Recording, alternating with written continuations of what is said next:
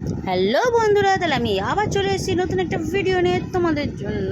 তো দেখো, এদিকে একটা কেক রাখা আছে, তাতে লেখা আছে মার বাবা। হ্যাঁ, মার বাবা মানে দিদির ছেলে দিদিদের জন্য কেক নিয়ে এসছে তার মা বাবার জন্য। সেদিনকে তাদের অ্যানিভার্সারি ছিল, তাই তো দিদি তো ভুলে গেছিলো অ্যানিভার্সারি ছিল বলে। তো যাই হোক, অ্যানিভার্সারিটা সারপ্রাইজই ছিল, দিদি জানতো না যে সেদিনকে কেক কাটা হবে। তো পুজোর দিনকেই ছিল, বুঝতেই পারছো তোমরা, সেদিন রাতেই কেকটা মানে আনা হয়েছিল, সারপ্রাইজ ছিল।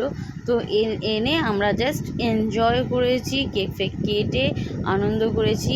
আর এদিকে কেক ফেক কাটার জন্য তো আমার ছেলে কী ব্যস্ত হয়ে গেছে, কী অস্থির হয়ে গেছে।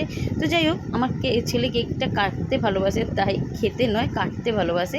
তো যাই হোক, এদিকে দিদি জামাইবাবু দাঁড়িয়ে পড়েছে, আর তার সাথে আমার ছেলেও প্রায় কাটিং করবে। তো মাঝখানে ঢুকে গিয়ে ওদের একসাথে কাট করবে। আর এদিকে ও হালকা করে চকলেটটা তুলে খেয়েই দেখবে যে কেমন খেতে, বাট চকলেটটা খুব একটা টেস্ট ছিল না, কিন্তু এমনি বাস কেকটা ভালো ছিল।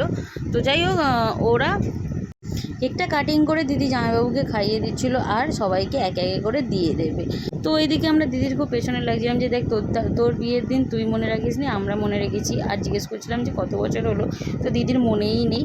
তো ভিডিওটা লাইক কমেন্ট করে দিও, আর ভিডিওটা ভালো লাগলে শেয়ার করে দিও। দেখা হবে নেক্সট ভিডিও।